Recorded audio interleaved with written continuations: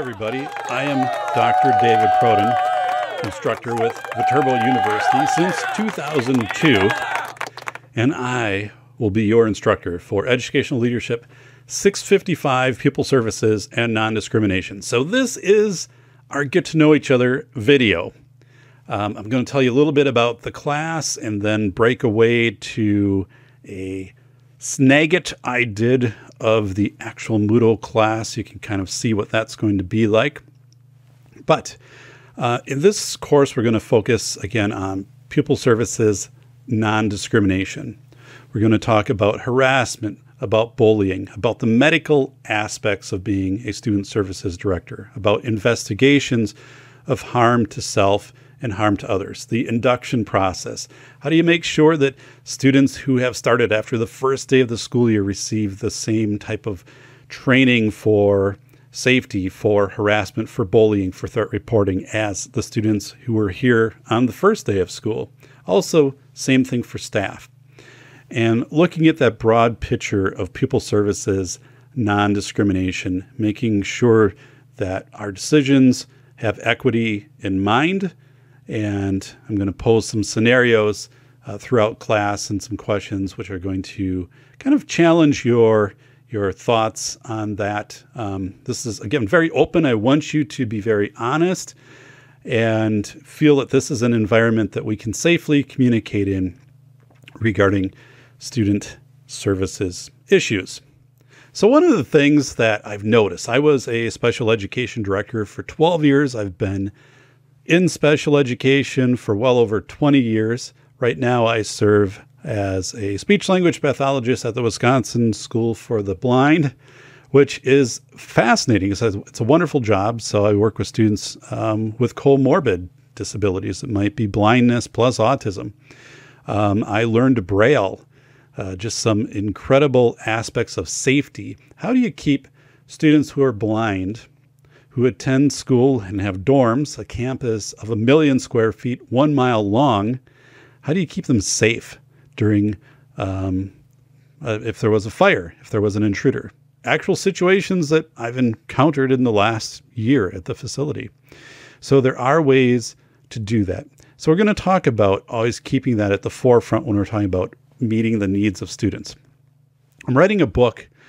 Actually, I've written a book, Lessons of Lower Manhattan. It is coming out in spring. So by the time this course is done, the book will already be out, Lessons of Lower Manhattan. No, you are not required to purchase that book or any other books for this class, text materials, nothing. You don't have to pony up any dollars. It's all going to be presented to you. So yay, chalk one up for Dr. P on that. I teach, I've taught over 100 university courses since 2002. Most of those have been with Viterbo. Courses for inclusion of students with disabilities in the reading program, in the special education program. Also instruct educational leadership 702 legal issues for superintendents, more of a law class. Do that in fall. That's on site. So I get up early in the morning on Saturdays, drive over to La Crosse, teach, drive home, very tired, but usually stop at the Chinese restaurant and grab myself some chicken fried rice. But 655 is a course that I've taught for several years, have developed this course organically. So everything that you will receive, this is my course. I made this. This isn't a course that I inherited from somebody else and have customized it. All of this is my material. Now, I also serve as an expert legal witness, in addition to a consultant to entire states on school safety and pupil services non-discrimination. But in that expert legal witness role, I specialize in the wrongful death of a student or wrongful student death specific to bullying, harassment, pupil non-discrimination, not being followed vertically or horizontally within a district. So basically making the argument that the district did not meet the standard of care for responding to the needs of the student. That provides me with a very precise insight as I will work with you through this class on things to pay very special attention to as a student services director in the event that litigation ever happens. Anybody can be litigated against. I'm not trying to frighten you or anything like that, but just some things to pay attention to, like specifically trainings, the term best interest, the term discretion, what that means and what it means for you as a student services director. And also, one of these things is a lot of student services directors will come out and want to know all of the aspects of the law and every box on the IEP and everything to that effect, which is good. But the more important thing is to understand the systems in your school, to get to know your kids and your staff, and this whole qualitative process, which is really talking with people. It's not blasting people with surveys. It's sitting down with 4 to 6 kids and understanding school culture. It's observing students with disabilities, students with special needs in classrooms. It's also fascinating because in this class, you will take portions of your student handbook that are specific to reporting harassment and put them in an online readability measure tool. And you will find that those sections will come out at a 12th grade or higher level. They always do. And what we need to do is to bring those down, make them more descriptive, more accessible for everybody. So if a student is in middle school and it's written at a 6th grade level, they can understand the threat reporting system, that they can understand what is harassment, how to report harassment. Basically, so we have 10 million plus students with disabilities in the United States, and a lot of those students are on the sidelines of safety because we haven't taken these barriers out. They're not intentional, but we haven't taken these barriers out. So we'll talk about that. Also talk about things of let's get into the class. We're going to have a case study. It'll be a student with an allergy. So a potential life-threatening allergy. We see this more and more in schools. This is trending upward. So how do you respond to that? What does it look like from an ADA perspective, from IDEA? Okay. How about a health plan? How does that fit into this? How do you educate other students? Do you consider induction? What if some new students come into the class? What if there's a new teacher, a substitute teacher? So all of those things we'll go over.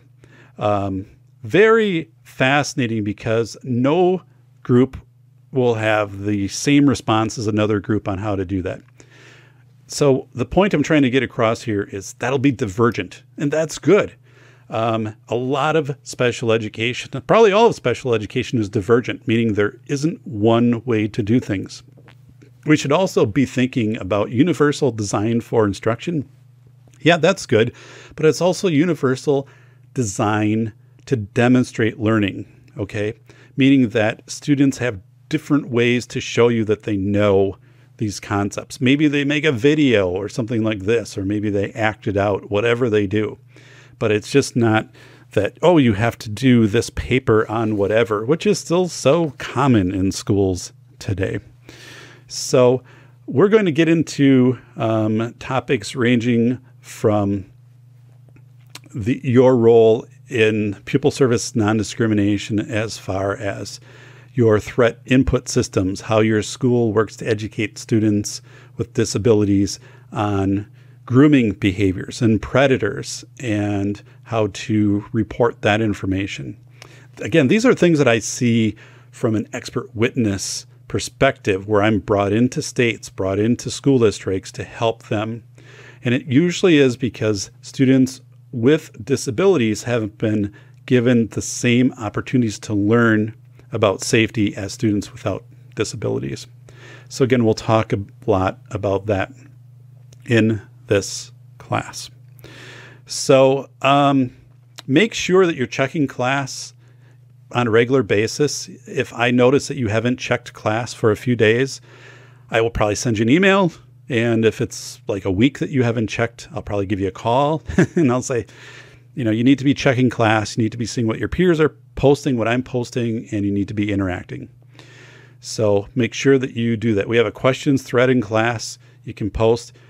questions. If you have something great as a resource, which people always do, feel free to share it. If it's something that is proprietary to your district, you might want to check with your district first and say, I'd like to share this with my class.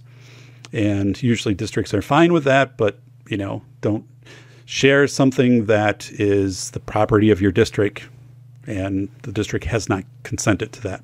But I do have some terrific resources that I'm going to share that have been brought forward by students in previous classes, things organically created at the district level.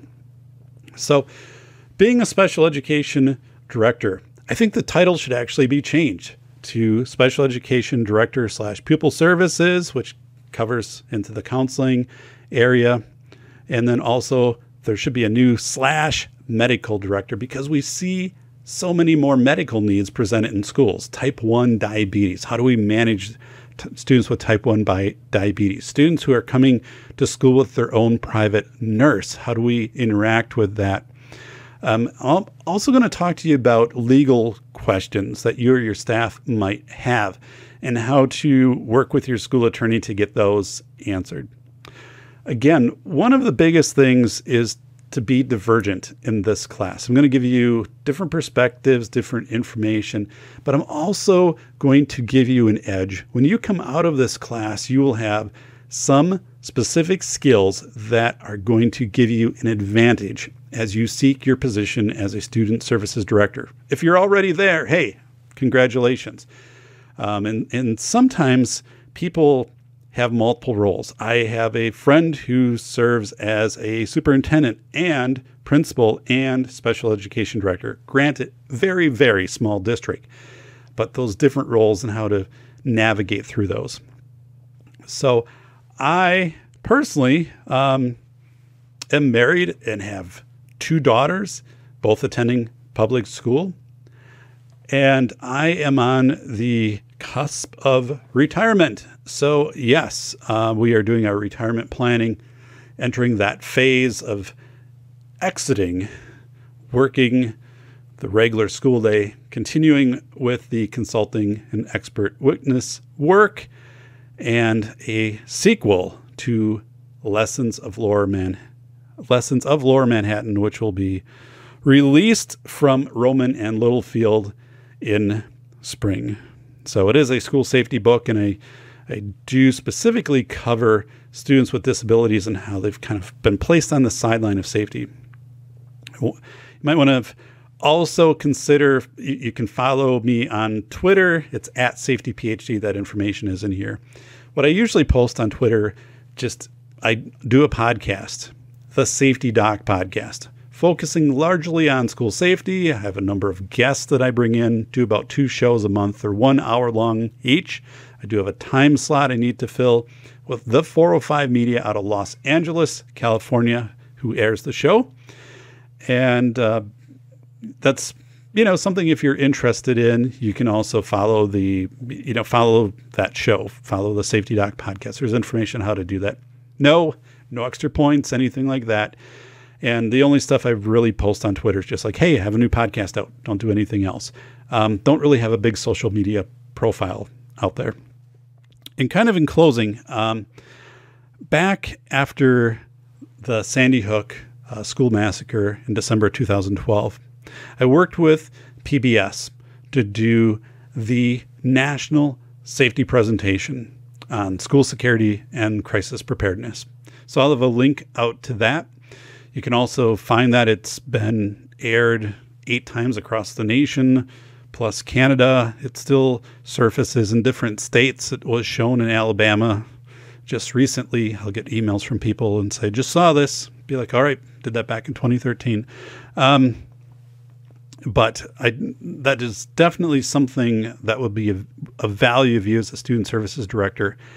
Base what you do in empirical data, empirical research. There's so much of a knee-jerk reaction to do things in student services just to appease people, and look at the research. Look at the long-term data that's available to you. So I am thrilled to be teaching this class. I love Viterbo University. It is a wonderful place to matriculate. You, my friends, have made a very wise decision to choose Viterbo as the institution to help equip you to become the best student services director that you can become. It really is a terrific place. So any questions, you can text me, you can email me, and I'll be glad to set up a Skype meeting, for example, or just a phone call, and we can clarify anything. If there's anything wonky that shows up in class, by the way, like you turn in an assignment and it wasn't matching my expectations, so your interpretation was different than what I thought you'd create, which periodically happens, and that could be the fault of I didn't make it as clear as I needed to make it. I'm not going to penalize you for that. I'll just contact you and say, listen, I think we're on different pages here. This is actually what I'm looking for. That doesn't happen a lot. That's rare. But just know that if something wonky happens to, your internet is out for a couple days, whatever, just get a hold of me. The fact that we do this course in 7 weeks, and then we have the module, the research module. So you have some of your bigger projects happen during that research module. That's about a month. And the purpose of that module is, I know most of you will have your spring breaks fall within that month. So it doesn't throw you off like it would, if it was week 6 and week 6 was your spring break and maybe you're going to Cancun, something like that. And it's like, oh my goodness, I'm not sure how I'm going to do the coursework. So no, once we reach that research module, that will also be flexible to accommodate for your spring break. Make sure that you get things in by the deadlines. Those will be very clearly denoted. And then again, I'll be grading things by hand, scanning them, returning them to you. Your final assignment, your Pupil Services Non-Discrimination evaluation of your district, is going to be your keynote. That's kind of what you'd keep and use for a portfolio. But again, I'm going to introduce you to a lot of resources that you're not going to have to pay anything for. I think there's a big misconception in Pupil Services that you have to buy all of these things and whatever. It's like, no, there are a ton of resources. Even the DPI webpage, going through that will link you out to so many terrific resources. So I'm gonna help you with that. Again, going down, things will open up on a week-by-week basis. So once we get done with week 1, so right away in week 1, you're going to need to go in and post your biography. It's up to you if you want to post a photo. I do that, and I do that because it provides context. So you can see who I am, as opposed to this is a photo of I'm with my family.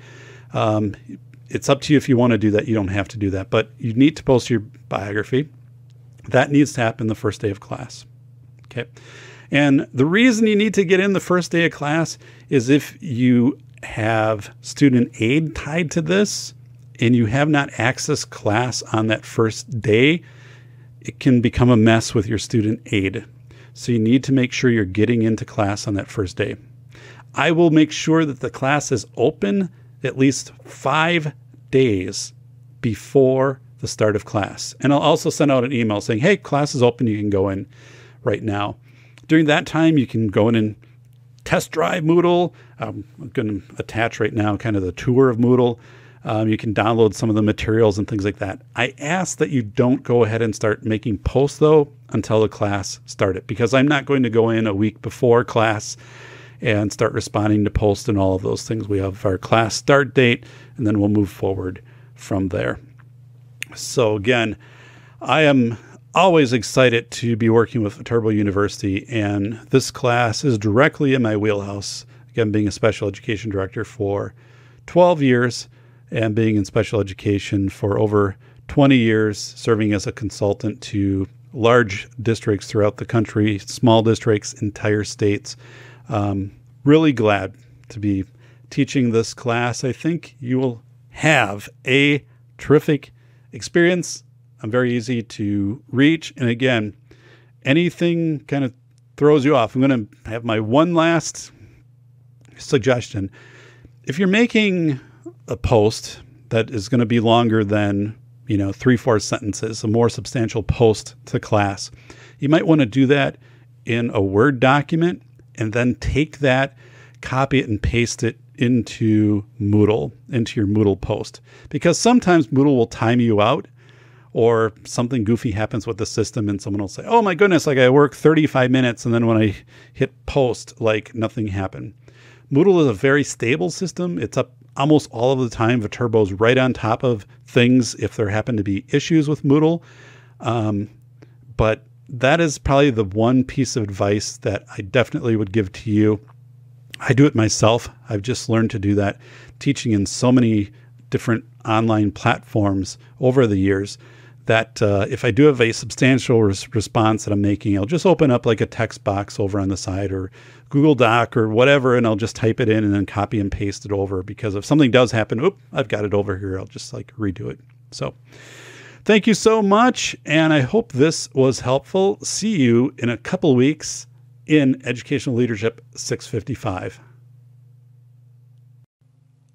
Hi, everyone. I am going to show you how to get into your Moodle classroom for Educational Leadership 655, Pupil Services and Nondiscrimination. So you go to the Viterbo homepage and you're going to see email, Moodle, a few other things. You're going to click on Moodle. So just follow the cursor. All right. Hey, login. You will have your password provided to you by Viterbo, and use your username, password. I will also email you a document on how to access the class. It's just one page Word document, so nothing complicated. So anyway, I'm going to log in. It's going to come up a little bit different for me because I am teaching the course. So you probably won't see everything that I'm going to see once we go in, but we'll get a pretty good feel for what to expect. This could be your first online class. Maybe it isn't. But don't worry.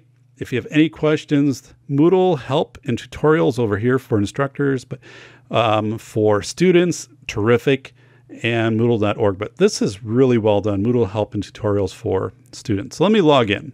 Click. All right. So this is the course that I'm currently instructing. You'll see something similar because it is the course you are currently enrolled in. If you have a different course you are also enrolled in, that would show up here. But let's click on this one, see what happens. All right. So I am in the process right now of building this class. So this will look a little bit different when you go in. There are some remnants of last year's class in here, so just kind of disregard that as we go through, because all of this will be updated and overhauled by the time that it is made available to you. I need to go in and click a button which says, yes, students can access this. So, but you'll see right on the top, Educational Leadership 655. So yay, you are in the right spot. Over here on the left, kind of don't worry about that. That'll be courses that you're enrolled in, and these are different classes that I teach for Viterbo. You will see my little bio, but pretty much my contact information is right here. David Perrodin, you can get a hold of me at Viterbo. Please use the Viterbo email. You can text me, 608-617-4486. And that's usually a great way to get a hold of me. So just send me a text and say, I am in your class. That always helps, because otherwise I'll get a text and I'll be like, who is this from? So just say, I am whoever in your 655 class and I have a question, or else I just emailed you a question. If you could go in and check your email and get back to me. I am not a fast or efficient texter, so it is probably best to send any long questions into the email. I'll get back to you that way. And we'll usually do that as fast as I can. So we can also set up a phone call. We can set up a Skype meeting, Skype chat, to talk about anything in the class. I've done that before. Works out very well. So I'm very accessible during the class. And also when you get outside of the class, a couple months down the road or a year down the road, if you're like, hey, there's something from the class I remember, and I want to go over that with Dr. Perrodin, sure, get a hold of me. I'd be glad to help you out. So let's scroll down. There's going to be an intro video, which, hey, actually, this is part of right here what I'm recording, talking about class expectations. And so you're going to see that here. Announcements. Always check this when you come into class. I'll always have the most current one up on top, and you'll kind of see what I've done here. Once we get a little bit out, I'll never erase announcements, so they'll always be here, but I'll just kind of green them out. So the older ones will be green, the newer ones will be in black. You can see this is what it looked like from last year. So I'm going to scroll down a little bit. Course information and syllabus will be here. Some of this will be modified. The weeks. So this actually operates as 7 weeks and then a research module. I'll talk about that a little bit more when we're out of here and you can actually see my face. And kind of, again, disregard these dates. They're not updated for 2019. The Cybercafe, you can go in and kind of just click here and share anything that's on your mind. Apparently there's nothing on anybody's mind right now, but obviously the posts have been cleared out. All of this is empty. Here's an example. I will open up class week by week. So you'll see week 1, and then week 2, week 3, week 4, it'll always be up on the top. I'll never close down class weeks. So if you get beyond week 3 and we're into week 4, you'll just be able to scroll down and get to week 3, week 2, week 1. You can see some names. These are previous students who've been in the class, not current students. This is actually the Didactic Dojo and the Recess Ramblers Matriculation Roundtable. These are groups, so there is a group activity in class. We'll talk about that a little bit. So we can see, and again, the headings aren't all matching because I'm still developing this out, but the course syllabus will be here. The course rubrics will be here for your main assignments. Adjusting those up somewhat this year, a SWOT analysis, which you'll be doing. So, oh my goodness, this is hidden from students. Whoa! So, yeah. You can also get into grades. That'll be on the left-hand side right over here for you. Let's just click and see what's there right now. Nothing. So, but it will have the participation, discussion questions, and you'll just go across and those will be entered. So one thing I want to point out, if you have a dash like right here, that's fine. Nothing to worry about. It means I have not entered anything yet. If there's a 0 here, then I've entered something, a 0, 1, 2, 3, 4, whatever the value is. But so if you're asking, hey, I've noticed that we've completed week 3 and my week 3 grades aren't showing up. Well, I don't enter grades every week. It might be every other week. Periodically, I will update and then I will post again in the announcement section saying, hey, everybody, I updated grades. And you can go in and check them. If there's any discrepancies, get a hold of me. But if you see a dash, it just means I haven't entered the grade. So don't worry about that. When you submit papers, well, let's get through here. Okay, so every week, and I should be able to find this for you. Dun, dun, dun, dun. Yeah, all right.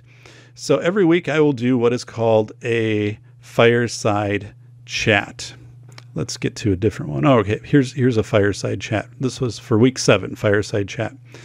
And these will be, I'm going to aim for about 20 minutes. They were longer in the past, but I'm going to aim for about 20 minutes. And I'll basically go over the content for the week and address any questions that you might have presented and might give a few student shout outs. Say, hey, this person brought up this person brought up this. Great points. So again, please take the time to watch the week's Fireside Chat. Again, those will be posted each week. They'll be dynamic. So if something is happening in the state or in the country during that week of class, I might bring it up if it's relevant to what we're covering. So again, just kind of working our way through class, you can kind of see how it's put together. Now, as I'm scrolling down here, you will only see portions of this. Again, I will only open them up 1 week at a time, and then you'll have kind of that longer block for the research module.